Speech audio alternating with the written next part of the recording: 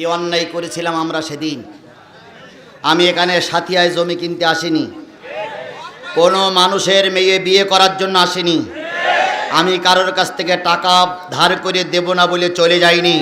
তাহলে সেদিন আমার মঞ্চে আক্রমণ করা হয়েছিল কেন জাতি জানতে চায়। সেদিন আমাদের মঞ্চে হাতুড়ি নিয়ে, হকি স্টিক নিয়ে, চাইনিজ কুরআন নিয়ে পুলিশ, যুবলীগ, আওয়ামী লীগ, ছাত্রলীগের নেতা কর্মীরা আমার মঞ্চে আক্রমণ করেছিলেন। আমরা জানতে চাই কেন সেদিন আক্রমণ হয়েছিল। যদি সঠিক উত্তর না হয়, আল্লাহর কসম তোমাদের মতো নেতার মৃত্যুর পর আমরা অন্তত তোমার জানাজা পড়ব না।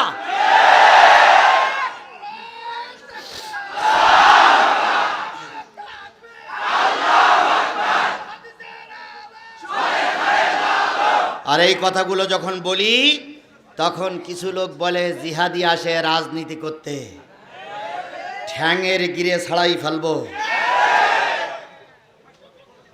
আমি সেদিনও যা ছিলাম আজও তাই আছি, কথা বলেন ঠিক না বে ঠিক? সেদিন রক্ত দিয়েছিলাম, মার খেয়েছিলাম, এখান থেকে আমাকে চলে যেতে বাধ্য করেছিলেন, তবুও যতটুকু ছিলাম বাঘের বাচ্চার মতন ছিলাম, এক মিনিটের জন্য মাথা নত করিনি। সেদিন যদি বাঘের বাচ্চার মতন থাকতে পারি, আজও বাঘের বাচ্চার মতনই আছে। আমার ভাইয়েরা, সেদিন ওরা ক্ষমতায় ছিল, সেদিন আমার সম্মানিত ভাই জরিফ ভাইও ক্ষমতায় ছিল। জরিফ ভাই আমার মঞ্চে আক্রমণ করবে, যদি আমি একটা ঘন্টা আগে বুঝতে পারতাম, আল্লাহর কসম জরিফ আমার ধারে কাছে আসতে পারত না।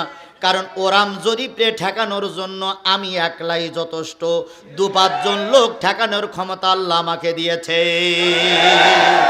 আমি বুঝতেই পারিনি যে সাধু বেশে পাকা চোর সাজবে।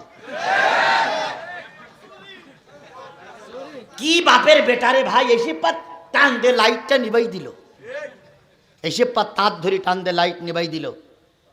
আমি সেদিনকে চিন্তা করেছিলাম, আল্লাহ যদি 15টা মিনিট আগে জানতে পারতাম যে আমার মঞ্চে আক্রমণ করবে, আমি একলার এক কান চেয়ারই আমার জন্য যথেষ্ট। বুঝতে পারি নাই। তারপর ওরা মনে করেছিল জিহাদির আজকে এখানে হত্যা করবে, কিন্তু আল্লাহ রাব্বুল আলামিন বলেছিল তুমি পারবা না। চারিদিক থেকে যখন আক্রমণ, আমার মাথায় কি বুদ্ধি আসলো, আমি আপনাদের কাতারেই লাফ মেরে পড়েছিলাম। সেদিন যারা ছিলেন তারা ভালোই জানেন। আপনাদের সেদিনের সহযোগিতার জন্য আপনাদেরকে ধন্যবাদ। সেদিন কিছু লোক আমাকে বগলের ভিতরে করে নিয়ে উঁচু করে ময়দান থেকে বাইর করে দিয়েছিলেন। আমি আপনাদের জন্য কিছুই দিতে পারিনি। শুধু আপনাদের জন্য আমি গত পরশুদিন উমরা করে ফিরে এসেছি। আমি কাবার গেলাপ ধরে কেঁদেছি, আল্লাহ সাতিয়ার যে মুসলমানগুলো আমার বিপদে এগিয়ে এসেছিল, আল্লাহ তুমি ওদেরকে কবুল করে না, ওদেরকে জান্নাতের মেহমান বানিয়ে দাও। আমি আপনাদের জন্য টাকা দিতে পারিনি, সময় দিতে পারিনি, অর্থ দিতে পারিনি, শুধু কাবার গেলাপ ধরে আপনাদের জন্য কান্দার একটু সুযোগ পেয়েছি। দীর্ঘ 17টি বছর আমরা অত্যাচার নির্যাতন সহ্য করেছি। একজন নেতা কর্মী ময়দান ছেড়ে পালিয়ে যায়নি। আর আপনারা 1.5 মাস হতে না হতেই ময়দান ছেড়ে পালিয়ে চলে গেছেন।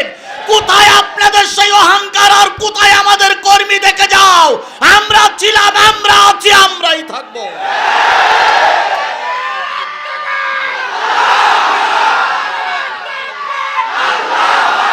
কোথায় আওয়ামী লীগ, কোথায় কাদের কাকা, কোথায় গেল ওই জালিমের গরম গরম কথা? কোথায় আওয়ামী লীগ, কোথায় কাদের কাকা, কোথায় গেল ওই জালিমের গরম গরম কথা? খেলা হবে, খেলা হবে, খেলা হবে, খেলা হবে, খেলা হবে বলে কাকা গেল পালাইয়া, শেখ হাসিনা পালাইছে হে দেশটা ছাড়িয়া। এই ফেরাউনের বিটি আমাদেরকে 17টা বছর চালিয়েছে। কথা বলেন ঠিক না বে ঠিক? আমরা এতদিন চুপ করেছিলাম। এতদিন একটা সময় ছিল, আগের সময় আর আজকের সময় এক নয়। আল্লাহর কসম, একজন টুপিওয়ালা বেঁচে থাকা অবস্থায় ওই দেশে এসে আর অত্যাচার করতে পারবে না। শোনা যাচ্ছে স্বৈরাচারীর প্রধানমন্ত্রী আজকে নাকি দেশে আসবে। ঘোষণা করেছি, সাহস থাকলে চলে এসো, দেখি তুমি কোন মায়ের দুধ খেয়ে বড় হয়েছো আর আমি কোন মায়ের দুধ খেয়ে বড় হয়েছি। স্বৈরাচার এরশাদ ক্ষমতার থেকে নেমেছিল, তোমাদের মতন পালিয়ে যায়নি। আর তোমরা 41 বছর পর্যন্ত থাকতে চেয়েছিলে, অথচ এক ধাক্কায় নিজের পরনের কাপড়ও ঠিক মতন গোছাই নিয়ে যেতে পারোনি, তার আগে পালিয়ে যেতে বাধ্য হয়েছো। আল্লামা সাঈদী বলেছিলেন, এমন সময় আসবে, এমন সময় আসবে, পালানোর জন্য ইঁদুরের গর্তও খুঁজে পাবা না। সে কথাটা আজকে সত্যে পরিণত হয়েছে। কথা বলেন ঠিক না বেঠিক? শুকরিয়া আদায় করছি সেই মালিকের, যে মালিক স্বাধীন সার্বভৌম দেশে স্বাধীনভাবে চলাফেরা করার মতন একটা পরিবেশ আল্লাহ পাক আমাদের তৈরি করে দিয়েছেন। গত বছর এই সময় মাহফিল করতে গেলে বক্তাদের বিভিন্ন সবক নিয়েই কথা বলতে হতো। আমরা মানুষের সবক দিতে আসতাম, কিন্তু নেতারা উল্টো আমাদের সবক দিত। এটা বলা যাবে না, এদিকে যাওয়া যাবে না, এ করা যাবে না, রাজনীতি করা যাবে না, সুদের বিরুদ্ধে কথা বলা যাবে না, এই সমস্ত কথা শুনে আমাদের চলতে হয়েছে। কথা বলেন ঠিক না বেঠিক? আর যেই বক্তাগুলো তাদের কথা না শুনে কোরআন হাদিসের কথা মতন চলেছে, তাদেরকে অনেক সময় মঞ্চের থেকে অপমান করে তাড়িয়ে দেওয়া হয়েছে, তাদের উপরে অত্যাচার করা হয়েছে, জুলুম করা হয়েছে। কথাটা কি বাড়াই বললাম না ঠিক বললাম? সেই দিন কি এখন আছে? কে পরিবর্তন করে দিয়েছে? আপনি আমি পরিবর্তন করতে পারিনি, পরিবর্তন করেছে কে? বৃহত্তর ইসলামী আন্দোলন বাংলাদেশ জামাত ইসলামী 15টা বছর বুড়া কমিটি, যুব কমিটি চেষ্টা করেছে, সফলতা আনতে পারি নাই। বিএনপিও কম চেষ্টা করেনি, সফলতা আনতে পারে নাই। কথা বলেন ঠিক না বেঠিক? ময়দানে নামলে গুলি খেতে হয়েছে, অথবা ঘরে আসলে মামলার পাহাড় সমতুল্য মামলা আমাদের ঘাড়ের পরে চাপিয়ে দেওয়া হয়েছে। অনেকেই ভেবেছিল এই পেত্নির বাচ্চা পেত্নি না মরা পর্যন্ত চেয়ার খালি হবে না, কিন্তু আল্লাহ পাক কোথার থেকে নামিয়ে দিলেন এক ঝাঁক কবুতরের মতন, এক ঝাঁক চড়ুই পাখির মতন যুবকদেরকে। যত লাশ পড়েছে যুবকেরা তত ময়দানে এগিয়ে গেছে। আমরা কখনো কল্পনা করতে পারি না এই যুবকেরা এত আন্দোলন করে দেশ স্বাধীন করবে। কথা ঠিক বলেছি না বেঠিক বলেছি? ওনারা বলতেন আমরা পালাই না, তাই বলতেন না? আমাদের নেত্রী পালায় না, আমরা পালানো গ্রুপ নই। ফখরুল সাহেব আপনার বাসায় একটু জায়গা দিবেন?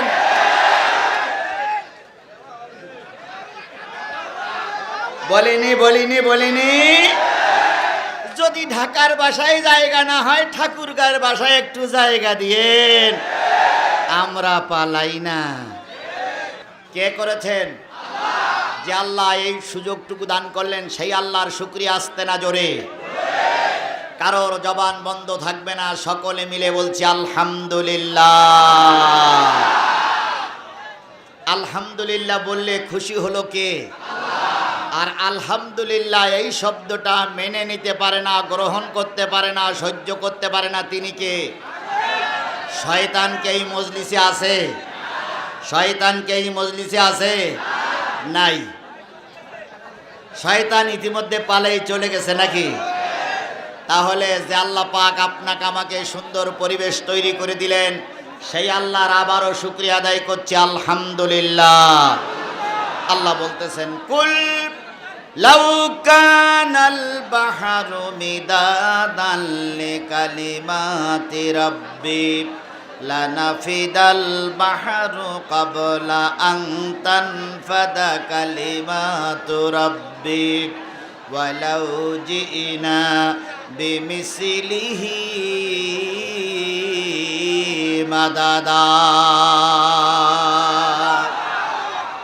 কুল লাউ কানাল বাহর, হে নবী আপনি বলে দিন, পৃথিবীতে যত সাগর আছে, পৃথিবীতে যত নদ নদী আছে, পৃথিবীতে যত খাল বিল আছে, পৃথিবীতে যত পুকুর পুষ্করণী আছে, পৃথিবীতে যত পানির উৎস আছে, সব পানিগুলো যদি কালি হয়ে যায়, পৃথিবীতে যত গাছ আছে সব দাঁড়ানো গাছগুলো যদি কলম হয়ে যায়, পৃথিবীতে যত সমান্তরাল জমি আছে সব জমিগুলো যদি কাগজ হয়ে যায়, দাঁড়ানো গাছ নামক কলম দিয়ে, সাগরের পানি নামক কালি দিয়ে, সমান্তরাল জমি নামক কাগজের উপরে যদি তোমার রবের কথা লিখতে শুরু করো, লিখতে লিখতে কলম ফুরায়ে যাবে, কাগজ ফুরায়ে যাবে, সাগরের পানি ফুরায়ে যাবে, আর একটা সাগরও যদি নিয়ে আসো সেটাও ফুরায়ে যাবে, তবু তোমার রবের কথা লিখে শেষ করা যাবে না।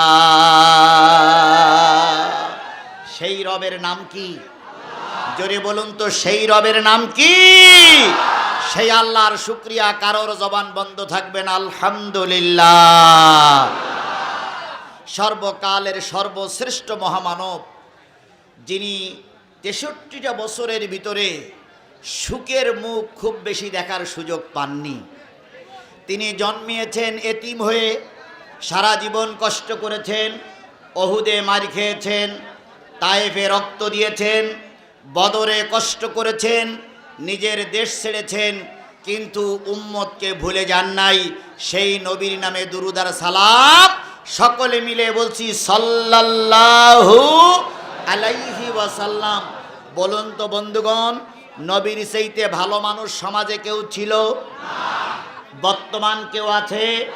কিয়ামত পর্যন্ত যদি নবীর চাইতে ভালো মানুষ তালাশ করা হয়, নবীর চাইতে ভালো মানুষ পাওয়া যাবে? কেন পাওয়া যাবে না?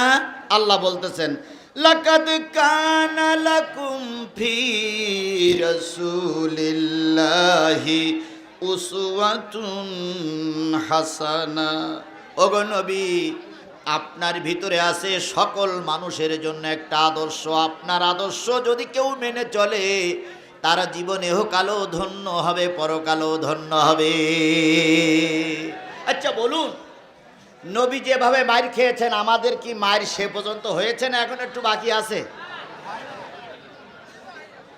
নবীর যে মার হয়েছিল সেই মারির চাইতে আমাদের মায়ের একটু কম আছে না বেশি হয়েছে?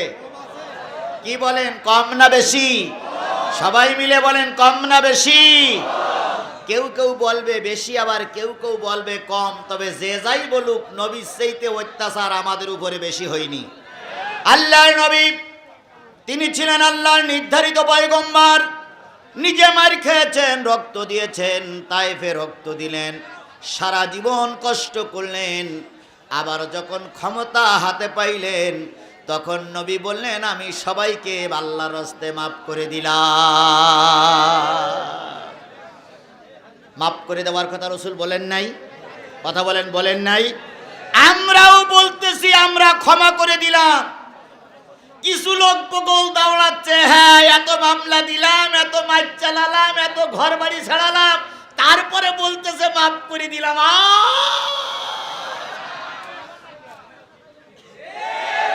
তাই বলতেছে না? কিন্তু ওর পরে আর একটা কিন্তু আছে।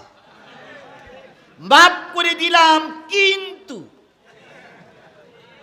তাই বলতেছে না, মাফ করে দিলাম কিন্তু যারা অন্যায়ভাবে কারোর নামে মামলা দিয়েছ, যারা অন্যায়ভাবে কাউকে ঘর বাড়ি ছাড়া করেছ, যারা বিনা কারণে আমার সন্তানের লাশ রাজপথে ফেলিয়েছ, যারা বিনা কারণে আমার সন্তানের নামে মামলা দিয়েছ, যারা বিনা কারণে আমাকে 15টা বছর ঘর বাড়ি ছাড়া করেছ, বাংলার জমিনে তাদের ক্ষমা হবে না। আজও কালো তাদের বিচার বাংলার জমিনে হবেই। প্রতিটার বিচার বাংলার জনগণ করবেই, করবেই, করবে।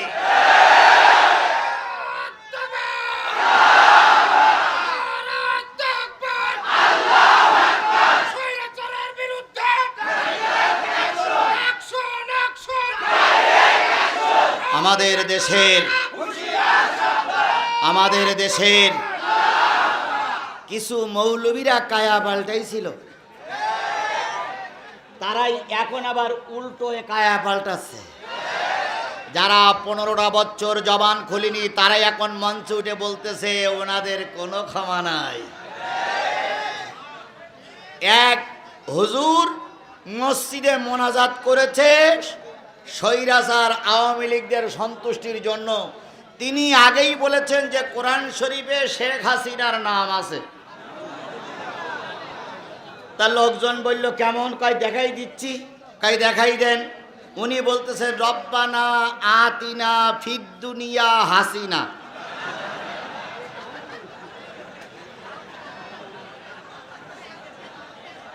কি এইরকমটা আছে না? রব্বানা আতিনা ফিদ দুনিয়া, ওখানে একটুখানি ওয়াকফ করেছে হাসিনা। রব্বানা আতিনা ফিদ দুনিয়া হাসিনা ওয়া ফিল আখিরাতে হাসিনা ওয়াকিনা আযাবান নার। উনি রব্বানা আতিনা ফিদ দুনিয়া হাসানাতাও ওয়া ফিল আখিরাতি হাসানাতাও ওয়াকিনা আযাবান নার। দালালি করতে যেয়ে এত দূর উপরে উঠে গেছে যে হাসিনার নামটা উচ্চারণ করে ফেলাইছে। এখন ওনারা দোয়া ইউনুস পড়তেছে। আর এখন ক্ষমতায় যিনি বসে আছেন তার নাম কি? উনি এখন চেয়ারে বসে বলতেছে তোমরা যতই দোয়া ইউনুস পড়ো আমি তো সেই লোক।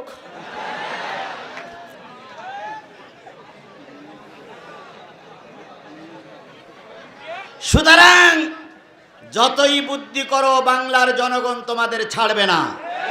আমি বলতেছিলাম রাসূল পাক সাল্লাল্লাহু আলাইহি সাল্লামের চাইতে ভালো মানুষ সমাজে কেউ ছিল না, বর্তমানও কেউ নেই, পৃথিবীতে কোনোদিন কেউ আসবে না। কথা বলেন ঠিক না বেঠিক? বলুন তো, ধর্মের কথা বলতে যে তার নামে মামলা হয়েছিল না হয়নি? তাকে রিমান্ডে যেতে হয়েছিল না হয়নি? তাকে না খেয়ে থাকতে হয়েছে। কথাটা সঠিক না বেঠিক? এরপরে আল্লাহর নবী সাল্লাল্লাহু আলাইহি সাল্লাম যখন ক্ষমতা হাতে পাইলেন, নবী বললেন আল্লাহর রাস্তে আমি তোমাদের সবাইকে মাফ করে দিলাম। আল্লাহর নবী যখন ধর্মের কথা বলতেন, নবীর পক্ষে বিপক্ষে ডাইনে বামে তেমন লোক খুঁজে পাওয়া যেত না প্রাথমিক অবস্থায়। কথা বলেন। কিন্তু এখন যদি বাংলাদেশ জামাত ইসলামীর সাতিয়া থানার আমিরের দিকে কেউ বেকার চোখে তাকায়, জনগণ তার চোখ তুলে নেবে। এমন জনগণ আছে না নাই? শুধু তাকাইয়ে দেখো, আগের শনিবার আর আজকের শনিবার এক নয়। নেজামী সাহেবকে অন্যায়ভাবে তোমরা ফাঁসির কাস্টে ঝুলেছিলে, সেদিনের বৃহস্পতিবার আর আজকের বৃহস্পতিবার এক নয়। আরো যদি কোনো নেতার দিকে বেকা চোখে তাকাও, জনগণ চোখ উপড়ে ফেলে দেবে। উনি চেয়েছিল আমি কিছু টাকা পয়সা আর কিছু জিনিসপত্র নিয়ে যাব। সেনাবাহিনী বলল ওটা দেওয়ার সময় নাই।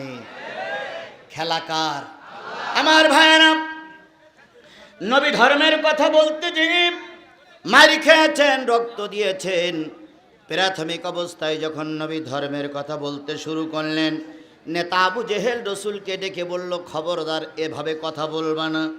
নবীজি কি চুপ করে গেলেন? মুসলমান কথা বলেন, নবীজি কি চুপ করে গেছেন? নবীজি ধর্মের কথা বলতে শুরু করলেন। আরেকদিন নবীকে ধমক দিল, নবীকে গলা ধাক্কা দিল। এভাবে নবীর পরে মাস চলতে শুরু করলো। নবীজি কালেমার দাওয়াত চালু রাখলেন। হঠাৎ করে একদিন আবু জেহেলের সঙ্গে দেখা। আবু জেহেল ডাক দিয়ে বলে, ভাতিজা কালেমার কথা বন্ধ করতে বললাম, তুমি করলে না, তুমি কি চাও? নবীজি চুপ করে দাঁড়িয়ে আছে। আবু জেহেল বলল, শোনো ভাতিজা, যদি তুমি রাষ্ট্রের ক্ষমতা চাও রাষ্ট্রের ক্ষমতা দিয়ে দেব, সুন্দর নারী চাইলে সুন্দর নারী দেব, আকাশের চাঁদ চাইলে আকাশের চাঁদ দেওয়া সম্ভব, তারা চাইলে তারা দেওয়া সম্ভব, কিন্তু কালেমার কথা বন্ধ করতে হবে। নবীজি বললেন, চাচা যেটা দিতে পারেন সেটা যদি দেন, আর যেটা দিতে না পারেন সেটাও যদি দেন, ওই আকাশের চাঁদ আর ওই আকাশের সূর্য যদি দুই হাতে এনে দেন, আমি নবী যতক্ষণ পর্যন্ত বেঁচে আছি কালেমার দাওয়াত বন্ধ করব না।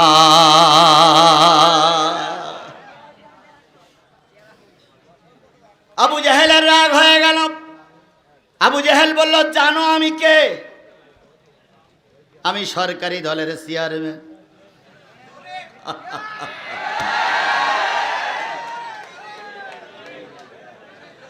আমি সরকারি দলের চেয়ারম্যান।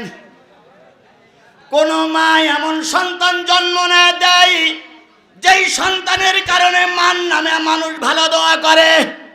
আর পৃথিবীতে এমন মা আছে যে কুলাঙ্গার জন্ম দেয়, যেই কুলাঙ্গারের জন্য মা বাপকেও গালিগালাজ শুনতে হয়।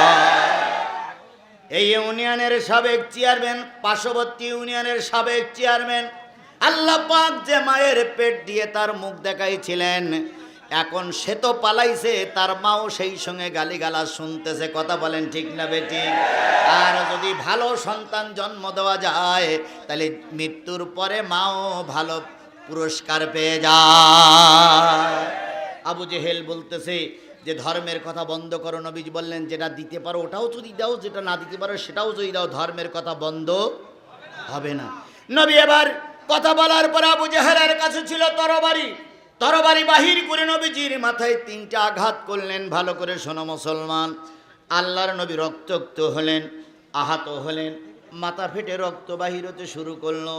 আল্লাহর নবী প্রতিবাদ করতে পারলেন না, যেহেতু সেই ক্ষমতা তখন ছিল না।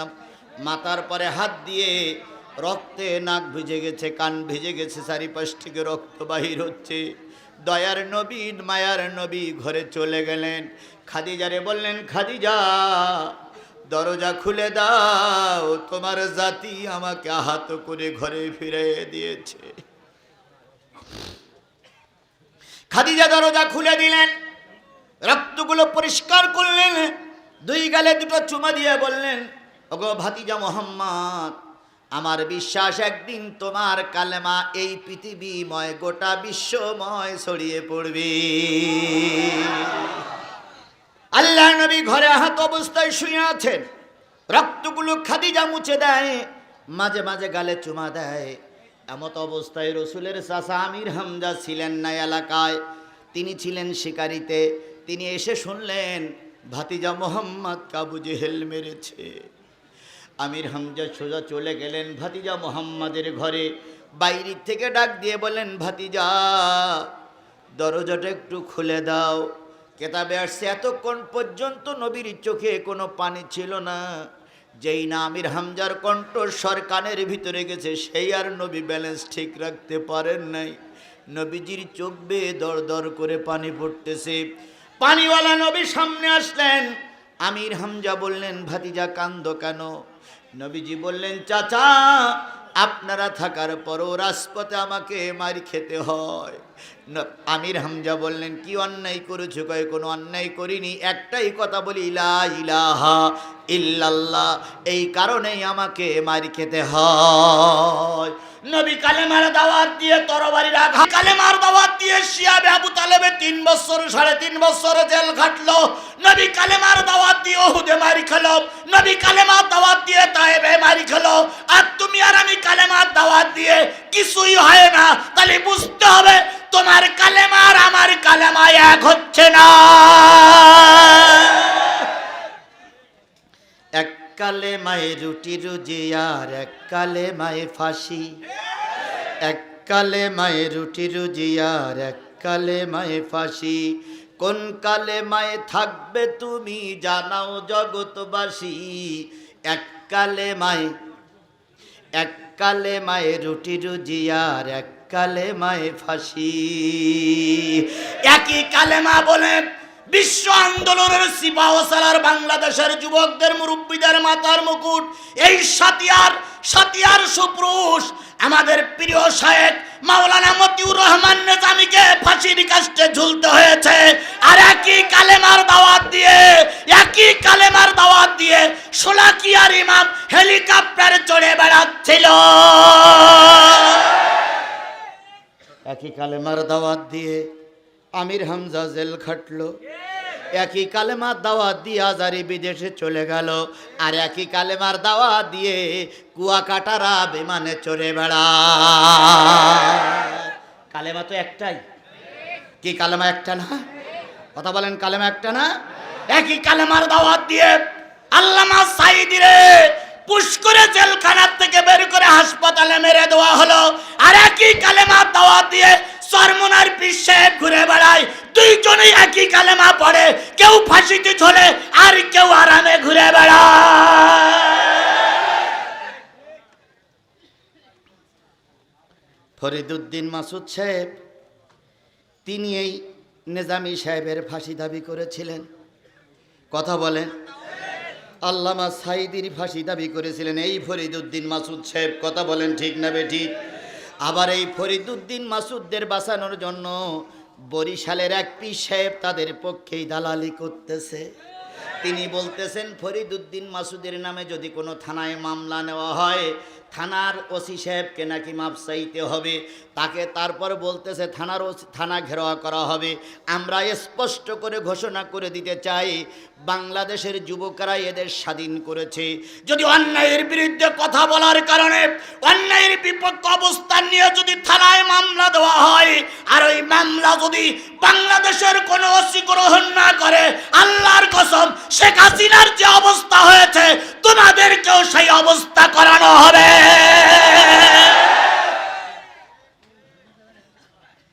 ফাজলামি করার একটা শেষ আছে। কথা বলেন ঠিক না বেঠিক? আমরা কিন্তু আসমান থেকে পানির মতন নাজিল হইনি, আমরা কিন্তু দুবলা ঘাসের মতন মাথা উঁচু করে দাঁড়াইনি, আমরা কিন্তু ভারত থেকে পাসপোর্ট করে এদেশে আসিনি, আমরা মায়ানমার থেকে এদেশে আসিনি, আমরা এদেশের বৈধ নাগরিক, এখানে আমাদেরও কথা বলার অধিকার আছে। এক কালেমার দাওয়াত দিয়ে কেউ ফাঁসিতে ঝুলতেছে, এক কালেমার দাওয়াত দিয়ে কেউ ফাঁসিতে ঝুলতেছে, আর কেউ কোরমা বিরিয়ানি খেয়ে ভুড়ি লতাচ্ছে। তাহলে তোমার কি কালেমা আর আমার কি কালেমা? পাশাপাশি দুই মসজিদ, এক মসজিদের ইমাম সাহেবের নামে কোনো মামলা নেই, আর এক মসজিদের ইমাম সাহেবের নামে 10টা মামলা। এসব কি এই এলাকায় আছে? তো চার দোকানে দুই ইমাম সাহেব চা খাচ্ছে, চার দোকানে দুই ইমাম সাহেব চা খাচ্ছে। তো চাওয়ালা বলতেছে, হুজুর আপনিও হুজুর, উনিও হুজুর, ওনার নামে 10টা মামলা, আপনার নামে তো কিচ্ছু হয় না। তখন এই যার নামে মামলা নেই উনি বলতেছে, আমি একটু বুদ্ধি শুদ্ধি করে চলি, এই জন্য আমার একটাও মামলা হয় না। রসুল কালেমার দাওয়াত দিয়ে আবু জেহেলের কাছে মার খেলো, রসুল কালেমার দাওয়াত দিয়ে তায়েফে রক্ত দিল, রসুল কালেমার দাওয়াত দিতে দিয়ে উহুদে রক্ত দিল, আর তুমি সেই একই কালেমার দাওয়াত দিয়ে মসজিদ ইমামতি করো, তোমার নামে কিছুই হয় না। তাহলে বুঝতে হবে তোমার কালেমার রসুলের কালেমা এক হচ্ছে না, নিশ্চয়ই কোনো জায়গায় ফাটল আছে। আজকে যদি গোলালু মার্কা ইমাম, গোলালু মার্কা পীরিরা যদি সমাজে না থাকতো, বিশ্বনন্দিত আলেম আল্লামা সাঈদীরে আমরা হারাতাম না। আজকে যদি গোলালু মার্কা কিছু ইমাম সমাজে না থাকতো, বিশ্ব আন্দোলনের বীর সৈনিক মতিউর রহমান নিজামীকে আমরা হারাতাম না। আজকে যদি এই কি বলে দালাল মার্কা হুজুর বাংলাদেশে না থাকতো, আমরা কামারুজ্জামান ভাইকে হারাতাম না, আমরা আলী আসান মোহাম্মদ মুজাহিদকে হারাতাম না। শুধুমাত্র একমাত্র কারণ হচ্ছে হুজুররা হুজুরদের বিরোধিতা করার কারণে ওরা এত সুযোগ পেয়েছে। আমরা যদি বাংলাদেশের সব টুপিওয়ালারা এক বাক্যে বলতাম যে ইসলামের বিপক্ষে যারা অবস্থান নেবে, আজকে থেকে শপথ দিলাম মরার পরে জানাজা পড়বো না, তাহলে ও জানাজা পড়ার আগেই সোজা হয়ে যেত। কিন্তু আমি না পড়লে আর এক মৌলবি বলতেছে আমি তো পড়ার জন্য রেডি। সে মৌলবি আছে, এ মঞ্চেও দুই একজন আছে।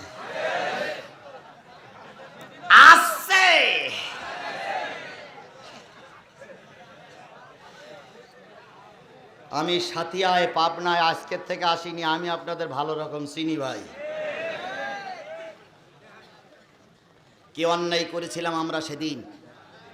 আমি এখানে সাথিয়ায় জমি কিনতে আসিনি, কোনো মানুষের মেয়ে বিয়ে করার জন্য আসিনি, আমি কারোর কাছ থেকে টাকা ধার করে দেব না বলে চলে যাইনি। তাহলে সেদিন আমার মঞ্চে আক্রমণ করা হয়েছিল কেন জাতি জানতে চায়। সেদিন আমাদের মঞ্চে হাতুড়ি নিয়ে, হকি স্টিক নিয়ে, চাইনিজ কুড়াল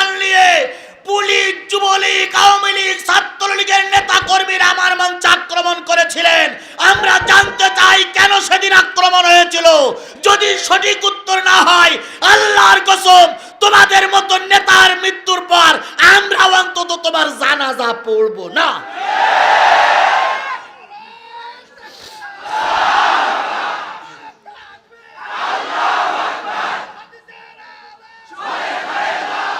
আর এই কথাগুলো যখন বলি তখন কিছু লোক বলে জিহাদি আসে রাজনীতি করতে, ঠ্যাঙের গিরে ছাড়াই ফেলবো। আমি সেদিনও যা ছিলাম আজও তাই আছি, কথা বলেন ঠিক না বে ঠিক? সেদিন রক্ত দিয়েছিলাম, মার খেয়েছিলাম, এখান থেকে আমাকে চলে যেতে বাধ্য করেছিলেন, তবুও যতটুকু ছিলাম বাঘের বাচ্চার মতন ছিলাম, এক মিনিটের জন্য মাথা নত করিনি। সেদিন যদি বাঘের বাচ্চার মতন থাকতে পারি, আজও বাঘের বাচ্চার মতনই আছে। আপনি দেখে যান, আপনার দালালেরা দেখুক, আপনারা পালাইছেন, আমরা ঠিকই বেঁচে আছি। আমার যুবকেরা মাথা উঁচু করে দাঁড়িয়ে আছে, আমার মুরব্বীরা মঞ্চে বসে আছে। আগামী নির্বাচন যদি সুষ্ঠু হয়, ইনশাল্লাহ আমরা ইসলামী আন্দোলনের নেতারে বিজয়ের মালা পরিয়ে, ফুলের মালা পরিয়ে আগামীতে জাতীয় সংসদের সদস্য বানাবো ইনশাআল্লাহ। তবে হ্যাঁ, দিনের ভোট রাতি হইলে ঠেকাবে কেডা?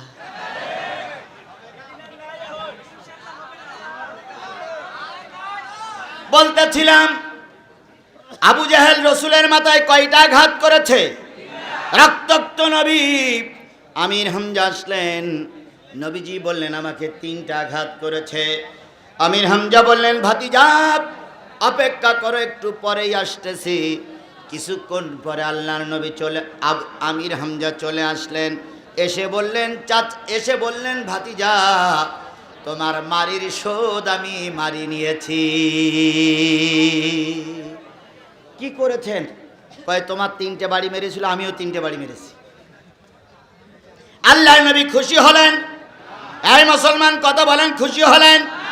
নবীজি বললেন, চাচা মারির শোধ মারি নিয়েছেন, খুশি হবার কথা, কিন্তু আজকে খুশি হতাম তখনই যদি শুনতাম আপনার মুখে কালেমা পড়তেছেন আপনি। আমির হামজা বললেন, ভাতিজা যদি কালেমা পড়লে তুমি খুশি হও, তোমাকে খাদিজাকে সাক্ষী রেখে, আল্লাহর সাক্ষী রেখে কালেমা পড়ে নিলাম, লা ইলাহা ইল্লাল্লাহু মুহাম্মাদুর রাসূলুল্লাহ। নবী মার খাওয়ার পরে ক্ষমা করে দিয়েছেন, আমরাও সেই নবীর আদর্শ ধরে চলবো, কথা বলেন ঠিক না বে ঠিক? যে নবী এত কষ্ট করার পরে জাতিরে মাফ করে দিলেন, আমরা সেই নবীর নামে দুরূদ আর সালাম সকলে মিলে বলছি সাল্লাল্লাহু আলাইহি ওয়াসাল্লাম। বন্ধুগণ, আপনারা অনেক দিন পরে এসেছেন, আজকের মাহফিলটার নাম দেওয়া হয়েছে কি বলেন তো? ইসলামী জালসা। ইসলামী, তার মানে এখানে কিসের থেকে আলোচনা করা হবে? ইসলাম থেকে আলোচনা করা হবে, ধর্ম থেকে আলোচনা করা হবে। আল্লাহ রসুল বলেছেন, আদ-দীনু নাসিহাতুন সালাসা, আদ-দীনু নাসিহাতুন সালাসা, আদ-দীনু নাসিহাতুন সালাসা। সাহাবীরা বললেন, কুলনা লিমান? নবীজি বলেন, ক্বালা লিল্লাহ ওয়া লিরাসূলিহি ওয়া লিকিতাবিহি ওয়া লিআইম্মাল মুসলিমিনা ওয়া উম্মাতিহিম। নবী বললেন, দিন একটা নসিহাত, ইসলামী জলসায় দিন একটা নসিহাত। সাহাবীরা বলেন, ইয়া রাসূলুল্লাহ, নসিহাত যখন বক্তা করবে, নসিহাত যখন আলেম করবে, তখন তার ভিতরে কয়টা জিনিস থাকবে? হুজুর বললেন, বক্তার ভিতরে 5টা জিনিস থাকা লাগবে। যদি 5টা জিনিস না থাকে, সেটা ইসলামী জলসা হতে পারে। তাহলে ইসলামী জলসা কোরআনের মাহফিলে কয়টা জিনিসের আলোচনা করা লাগবে? 1 নম্বর, ক্বালা লিল্লাহ, আল্লাহর আলোচনা করা লাগবে। বলুন তো, আমরা আল্লাহর কথা দিয়ে শুরু করেছি না করিনি? আমরা আল্লাহর শুকরিয়া আদায় করেছি না? 2 নম্বর কথা থাকবে রসুলের কথা, এতক্ষণ ধরে রসুলের নামে দুরূদ দিলাম, 2 নম্বর পর্ব শেষ। 3 নম্বর, কিতাব থেকে আলোচনা করা লাগবে। যে কিতাব থেকে আলোচনা করা লাগবে, সেই কিতাবটার নাম কি? আমি কোরআনের সূরা আল ইমরানের 104 নম্বর আয়াত তেলাওয়াত করেছি।